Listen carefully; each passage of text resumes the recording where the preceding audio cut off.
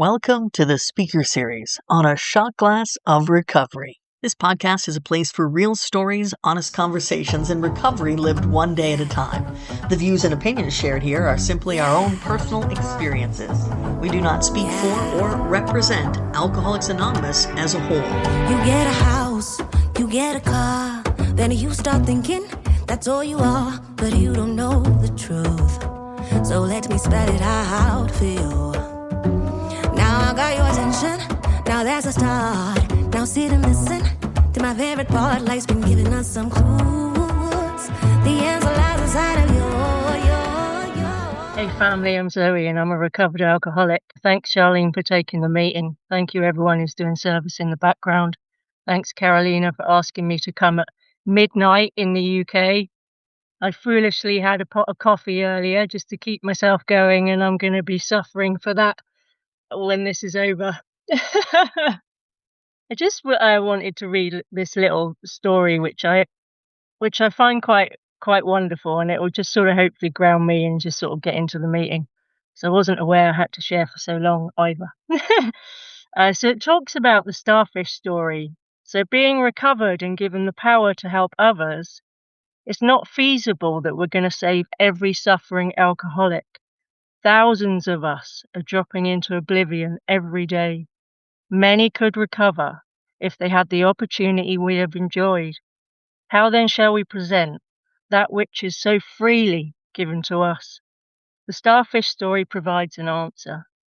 So a couple of untreated alcoholics are walking along the shoreline at low tide. It's a really hot day, and there are thousands of exposed starfish suffering under the heat of the sun, drying them up and killing them by the thousands.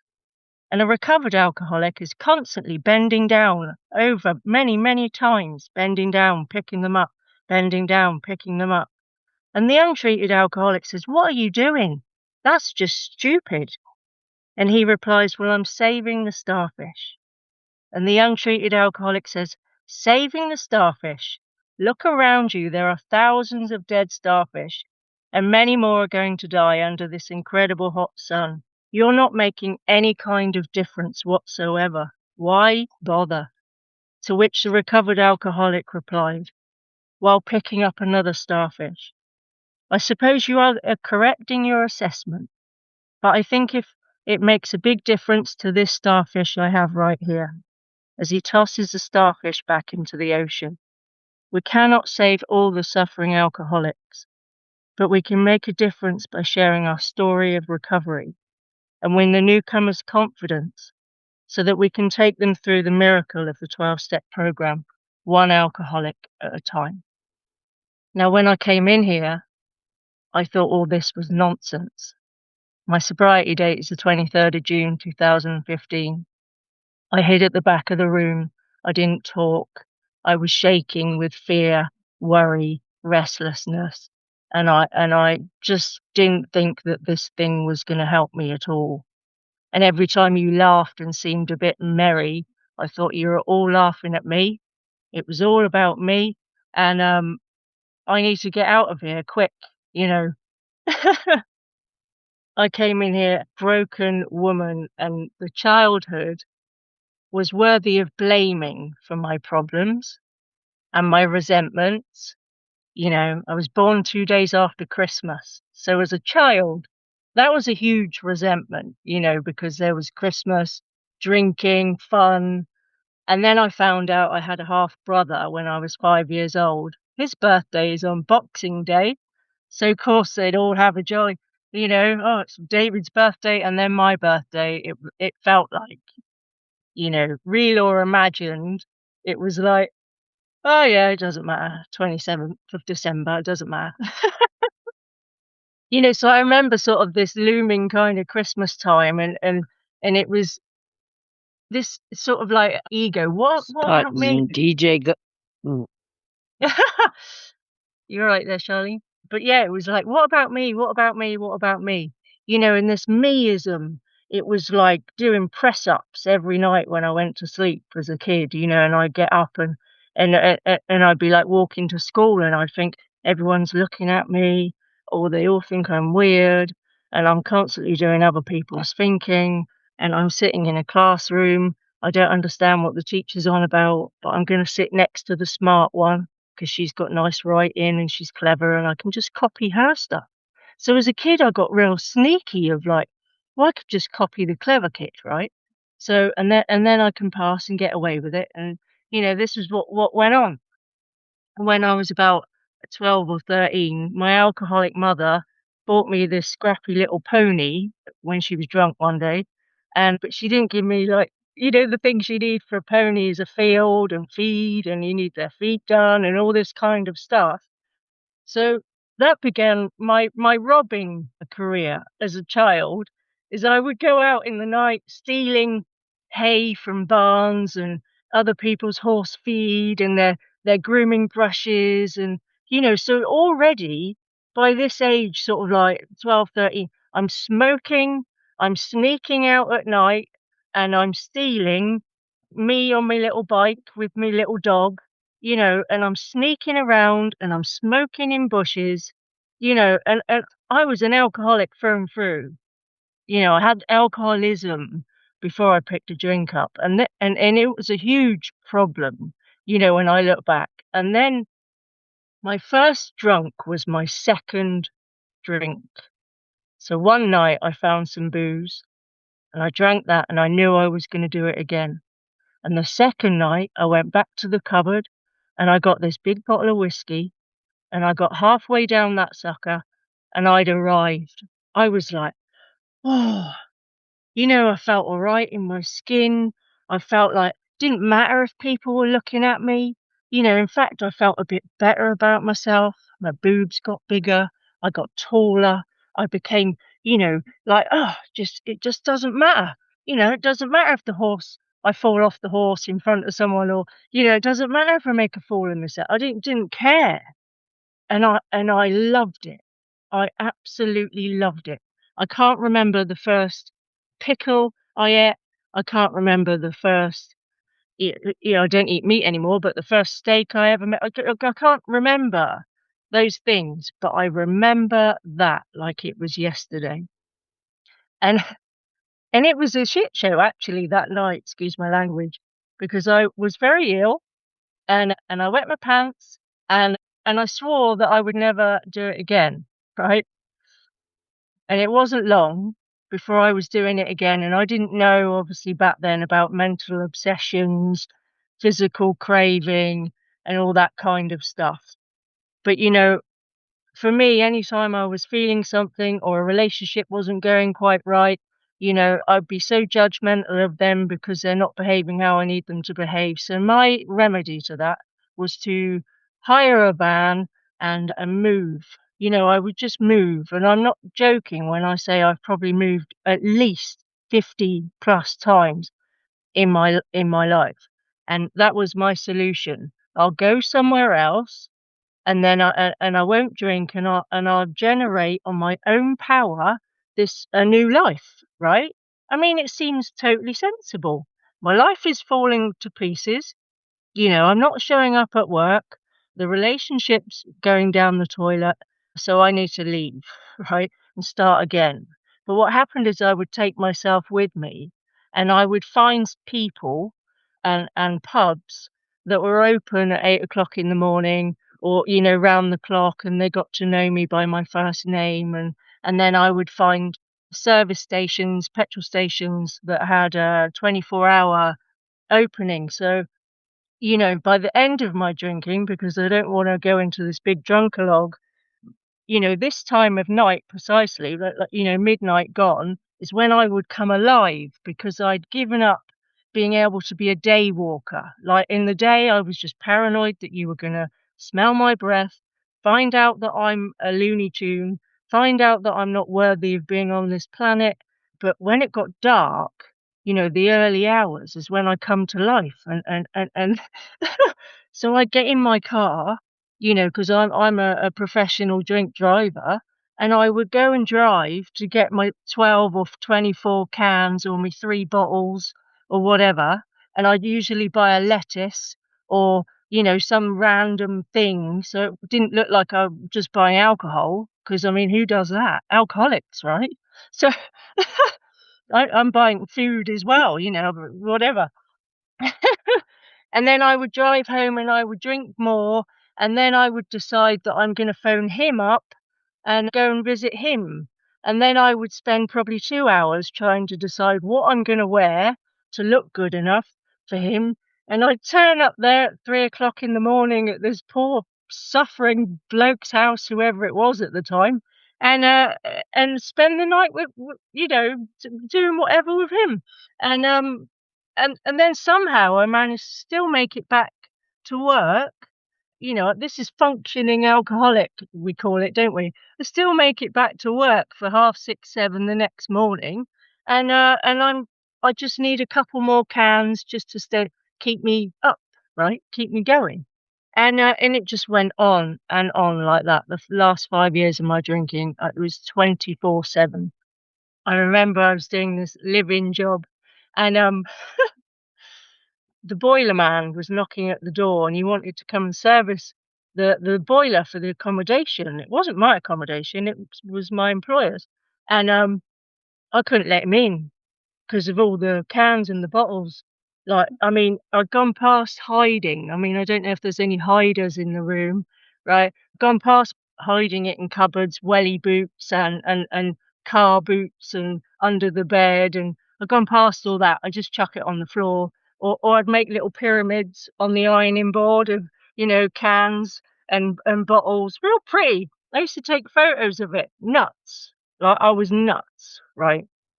So these people who I was working for, they called me into their kitchen one day, and they are the angels, which there are many, who walk this earth. And they called me in, and I thought, oh, well, they probably just want to talk about, how wonderful I am. Because by this time I was so drunk and deluded that I thought I was doing a wonderful job and they couldn't live without me. And aren't I fabulous? And they said, Zoe, we want to talk about your drinking. And I was shocked.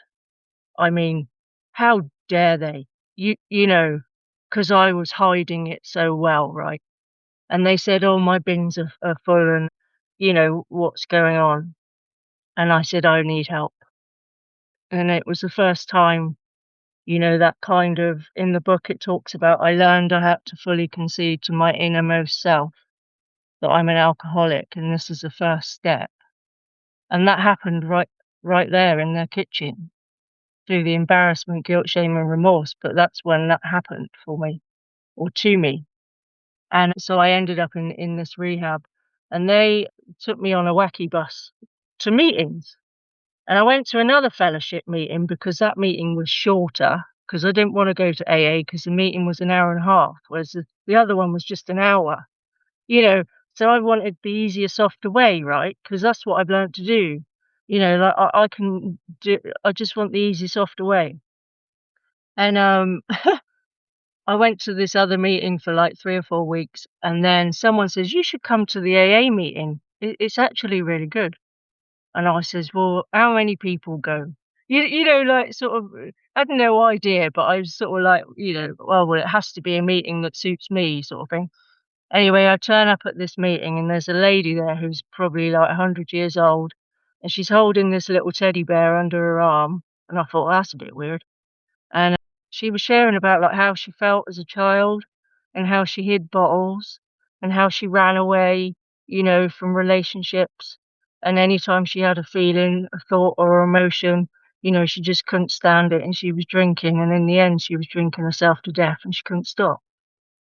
And it hit me, it hit me in that room. There was about 30 or 40 people in the room.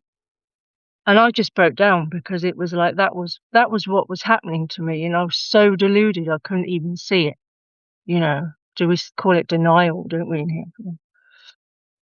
Or lying by omission, so dishonest. And I couldn't see the truth. I couldn't see it. Anyway, I end up going to this sort of other rehabby type place, and I started going to meetings regularly. And I'd sit at the back of the room trying to hold hands with whoever would hold my hand, you know what I mean? I and I'd be like, "Oh, I'm so sorry," if I walked into a room, I'd be, "I'm so sorry," and it just, oh, it was like such a mess, and I was showing up at meetings that weren't on because it was the wrong day, and But anyway, I sat at the back of the room and there was this old timer there, and he was talking about how important it is to share. And he was looking at all us newcomers, like beady eyed. It's so important for your recovery, newcomers, or you say you lot from the treatment centre, to share. And I would think, what a load of twaddle. Like, how's that going to help me? You know, but I tell you what, when I first open my mouth in a meeting, like in the physical meetings, like people start clapping and all that, and you know what I mean? Anyway, after about going there for months, I shared, I never remember what I said, but I said that I'm an alcoholic and I need a sponsor and all that stuff. And this woman came up to me, she went, "I'll sponsor you." Like sort of like that, "I'll sponsor you." And I thought, "Oh my God," I was terrified, like. So anyway, she took me through some of the work, the 1, 2, 3. I did that in the beginning. 1, 2, 3, 1, 2, 3. Well, not doing 4. 1, 2, 3, 1, 2, 3. And then I need a new sponsor because, this one's not working. So this went on for, I don't recommend this to any newcomers. Get on with it. The 4th step isn't that scary. But yeah, I've basically put my recovery in a bit of a whirlwind for about 18 months, changing sponsors after doing the 1, 2, 3 dance. And then I got this other sponsor, and she was quite regimented, and she took me through all the work. And it was the first time that I could see my fear, that my whole life has been driven by fear. And that would cause me to be irresponsible. It would cause me to be inconsiderate. If I'm drunk out of my mind, I am not considering anybody in my life, my family, my friends, my job. You know, I'm dishonest. I'm not telling you the truth. I'm outright lying to you. You know, I'm selfish, although I don't want to admit it. I'm self-seeking. I, I'm the best employee you could ever have, and I'm drinking in the bar, and I'm judgmental. I can do the best. You're not good enough, and all this kind of stuff. That was quite painful. But one thing that I've learned, and it wasn't from that sponsor, but more sort of in recent years, is that if I have all these defects of character that I learn about in my 4th step, 5th step, that I also have these assets. One sponsor sent me away and says, "Right, go and write your assets." And I went, well, I like dogs and horses. That's like all I could come up with, you know. But this sponsor that I have now, well, has pointed out, if you have fear, there is courage in there. If I'm living in a God's will life, you know, there is courage. I get granted the courage to make a decision in step 3 to go through this work. And looking back in hindsight, the courage it takes to make that decision to work a 4th step. Now, it doesn't have to be perfect. And if it's done perfect, it's probably wrong. I think it says that in the book somewhere. But we just do it. Do it to the best of your ability. Don't consciously leave anything out. And you will have an experience. And that was my experience. Sitting down with a sponsor, going through all of my, all of this stuff that I've done, and the blame game, and the this and the that. And not immediately, but what happened as I went through the work, as I got to step 12, and I was like, "What do you mean I've got to sponsor people?" Like, part of my ego was so excited about having sponsees that I thought, "Oh, they're gonna come and clean my car. They're gonna come and clean my house, and they're gonna be like, 'Zoe, you're just so wonderful,' and all this." I can't get them to answer the phone sometimes, right? 'Cause, I mean, I'm an alcoholic of the real variety, sort of still deluded. And, but working through with other people is when recovery really took off for me. Because when I sat down with another drunk who's just like me, and I'm on this shoreline throwing in the starfish, one at a time, I get to be out of my self-centered life. Like page 52, my self-centered life. I'm driven by all this stuff. It says, we're having trouble in personal relationships. Is that me? Is that you, sponsee? Are you having trouble in personal relationships? Can you control your emotional nature? It's a really good question because I don't want to say no, but the truth is no, I can. you know, that's why I drink. Well, so I think. I'm prey to misery and depression, drunk or sober. And I look back pre-drinking as a child and this is where this connects with me. I was prey to misery and depression as a kid. I couldn't make a living, and what that means for this alcoholic is a daily life that I want to live in. You know what I mean? I always wanted to be somewhere else, someone else, more money, bigger house, somewhere else. I have a feeling of uselessness. Yep. And I'm realizing, and then I'm full of fear. Page 52, I'm unhappy. Page 52, I can't seem to be of real help to other people. Now, this is what I was living with before drinking. And for a while, probably 2 decades, drinking kind of took all that away and sort of allowed me to have this false sense of reality. It's a self-centered life I've learnt in these rooms. When I'm trying to control life to suit me, when I'm trying to control other people, situations, circumstance, I'm living within this a self-centered life, and it's uncomfortable to say the least, you know. And there's a period of sort of, oh, if I move, that'll fix it. But I've learned by going through this program, I'm a runner. Has that worked before, Zoe? 50 plus times moving? Never. It's never worked. I have to try, I have to be willing to try another way. I open my big book to the first page, the cover, and it's blank because I know nothing. Like even when I got here, and even now, I have no knowledge of how big and beautiful this God-centered life is. But there's a roadmap in this book that teaches me, which is all I ever wanted at school, by the way, teaches me how to live by the principles of love and compassion and understanding and forgiveness and goodwill and love. Now, those are things that I never had, never even knew about. I never understood it. I never felt it until I went through this program and continue to do so. I have my big book, it's all multicolored and it's all got, all the musts. When they say there's no musts in the big book, well, actually, there's quite a lot. And, I've become a bit of a nerd about it. And over the last decade, I open a page in this book and I'm like, oh, I've never read that bit before, because it changes and it means different things, doesn't it? It's no longer Bill's story, it's Zoe's story. Where's your experience in this? You know what I mean? And the family afterwards, or to the wives, it's like, well, to the sponsor, to the sponsee, to the friend.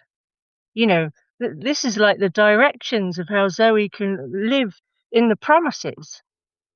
Am I living in this self-centered life? Who wants to live there in these bedevilments? We can be free of it. The book it talks about, I had to ask myself why I shouldn't apply to my human problems the same readiness to change my point of view. So it means my point of view needs changing, you know. And I was like, Now saying what I've already said, how deluded and how crazy I was, it's like, yeah, I probably do. I probably do. I probably do. And it surprises me. It surprises me, like, all the time, every time I take someone through this work, how I don't even know how to put it into words. Like, how godly it is. Like, I don't know how else to describe it. I came in here selfish, self-centered, and just thinking about me. My life isn't working. I thought I came from my drinking, and I end up staying from my thinking, and I'm thinking and I'm thinking, and then when I'm sat down working with someone else, I'm not thinking, and it's the most free I ever feel. You know what I mean? Like a new freedom and a new happiness. It's like that's what's on offer here. I have to continue this stuff. And I remember I got physically ill, which means I struggle to stand and to walk and things like that. And there was a while there where I blame God. You know, I've come in and I'm doing all this stuff and I'm doing, and then I realized that I was still expecting something out of it. I'm doing all this stuff and I'm helping all these people and I'm doing my temp step and I've made my amends, you know what I mean? And it's like I still have two amends to make. Newcomers, don't do that. Financials. I thought, oh, it's God's fault. But do you know what? After moving house so many times and being a runner, I actually thank my higher power now for putting me in a position where I can no longer run. You know what I mean? I can no longer, in a weekend, load a van up and move. I can no longer run away from myself. And I quite often have to sit, be present, and I do a lot of breath work in recovery, not instead of, but as well as. And that helps a great deal with just being centered, being right here, right now, because that for me is where God is. I've got into feeding the birds out in the garden, and there's all these different types of birds, and there's one right. I've got a little mirror out there. Weird, maybe, I don't know. I like it.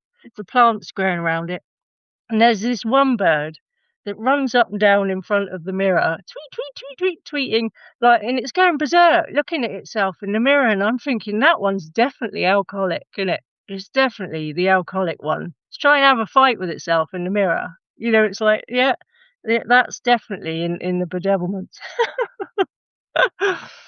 But when I got sick, I ended up on like a, what do you call it? Like a council house.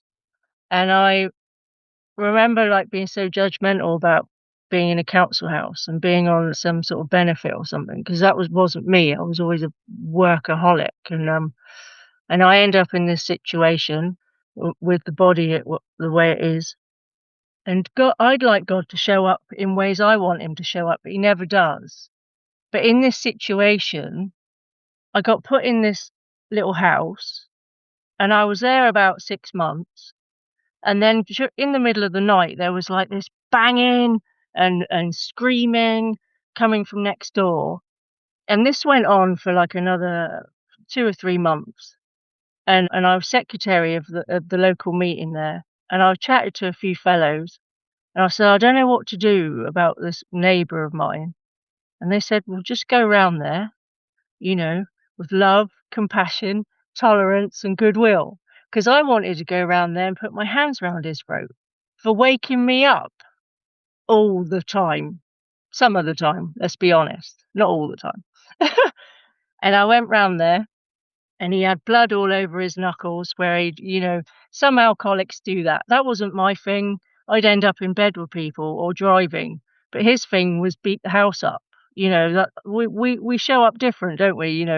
And so anyway, he's got blood all over his knuckles, and this God moment channeled through me, and I just put one hand under his hand and my other hand on top of his hand, and I said, "You're going to be all right. Do you wanna talk? I've been where you are."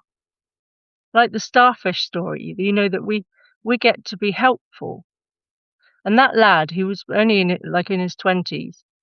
I took him to his first ever meeting, and he got sober in that meeting. I don't know if he still is, but it was mad. Like that time when I thought my whole world was falling apart, I couldn't physically work. I was desperate. I got moved into this place where I didn't want to be. It was in the middle of nowhere. I didn't know anyone. And the house number was number 12. And God moved me in next door to an alcoholic who needed help. Like, it just blows my mind. And then, believe it or not, it happened again, because I ended up needing to be in a bungalow, and I've got all these supports around me. I'm like a little old lady, right?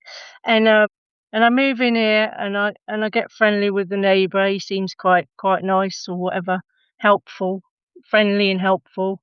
But I could tell straight away he's suffering with the disease of alcoholism, you know.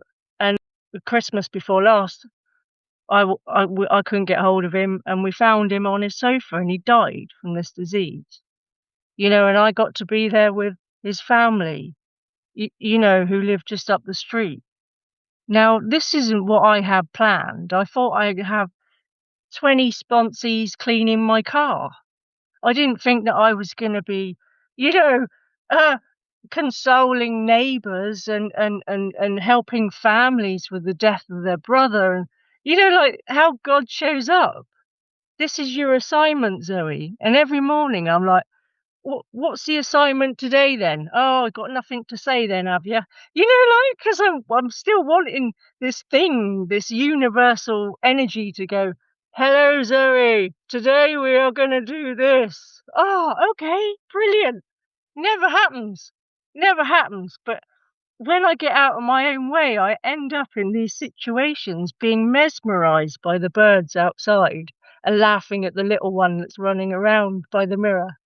Or I'm mesmerized when I'm talking to, you know, the, the neighbor that passed, their family members, and we're sharing stories, and how that they haven't spoken for 2 years, and how, the relationship kind of parted, and get to hear how it's brought their family closer together, and I can be part of that, and I go up there for cups of tea and coffee and wait, morning, like it's like, just a smile and a wave. It's like, and I'm doing it. It's not like it used to be kind of like, oh, I have better say hello, but now it's sort of like I'm a day walker. You know what I mean? Like I've gone from waiting for it to get dark before I can feel like a real person in my insanity to being a day walker. And I talked to little old Bonnie on her walker, bless her, she's 100 years old. And she goes, "Hello, Zoe, how you doing?" And old Zoe would be like, "Get her away from me now." But I stop with me dogs. "All right, Bon, how you doing, love? Do you need anything?" Yeah, a couple of weeks ago, she fell over in her garden, couldn't get up. She rang me up. "Zoe, I need some help. I've fallen in the garden and my son's gonna go mad." And I went over there with the help of the pole of the washing line to winch her up off her ass from the floor and give her a big hug. And the carer turned up, and then the son turned up. And it blows my mind. Thank you for my assignment, right? That's what it is. That's my assignment. I just pick the fish up and I throw it back in the ocean. Get out your own way, Zoe. That's it. Stop trying to control, plan, because when you do that, it just doesn't end well. You know, that's your assignment. It's placed in front of you. But at the moment I'm working with a sponsee. It was so mad. I've been in such amount of self pity with pain in my body and physical stuff, right? And I'm on a meeting, like you do, you know, and there's this lady on there, I won't mention her name, and she's like, I feel like I'm gonna go drinking. I've had enough, I'm 9 months sober, and like we get, like the bedevilments. I'm having trouble in personal relationships. My life's falling apart. I'm gonna go and drink. And I said to her, I'll take you through the steps. because I mean, I'm quite addicted to it, I suppose, in a way. And she went, "Oh, would you? Yeah, all right." So anyway, I've learned to make the approach rather because, it's easy to put numbers in chats and stuff and expect these suffering people to ring me. I'll talk about me. Y and that's what I was doing, and I feel bad about that because I had an expectation that someone who was as crazy as I was when I got here to call me up, you know, I make the approach. And that lady suffers from a horrendous illness. She's in a wheelchair, right? She can barely talk because she's got neurological issues going on. And it's like, "It's happening. This is your assignment, Zoe." You know, this lady who's in a wheelchair, desperately disabled, can hardly talk, and you think you've got problems. Struggle to stand. At least you can stand, right? You know? And I've got to take her through the work, and she's such a bonny lass. And what she's been through, it's just a beautiful experience. But I can't see the timer, so I'm just gonna end on this. So we're talking about the bedevilments. So number one, we're having trouble in personal relationships. And the promises, page 83. We'll lose interest in selfish things and gain interest in our fellows. Self-seeking will slip away. Number two in the bedevilments. We can't control our emotional nature. Page 83, promises. We will comprehend the word serenity and we will know peace. Number three, page 52. We're prey to misery and depression. Page 83, the promises. Our whole attitude and outlook upon life will change. 4, we couldn't make a living. Fear of people and of economic insecurity will leave us. Number 5, we had a feeling of uselessness. The promises, page 83. That feeling of uselessness and self-pity will disappear. 6, we were full of fear. The promises. We will intuitively know how to handle situations which used to baffle us. 7, we were unhappy. Promises, page 83. We're going to know a new freedom and a new happiness. We will not regret the past nor wish to shut the door on it. Number 8, we couldn't seem to be of real help to other people. And then the promises, page 83. No matter how far down the scale we have gone, we will see how our experience can benefit others. And most of all, we will suddenly realize that God is doing for us what we could never do for ourselves. I mean, it's the greatest show on earth, isn't it? Anyway, I'm Zoe. I'm an alcoholic. Thanks for listening. Thanks for taking time out of your busy schedule to enjoy a shot glass of recovery. If you'd like to help support the show, you can make a voluntary contribution through PayPal at A Shot Glass of Recovery. Every donation, no matter the amount, helps cover the costs of producing the podcast and allows us to keep sharing stories of hope and recovery. Thanks again for your support. It truly means a lot. Everything you do, the answer lies inside you.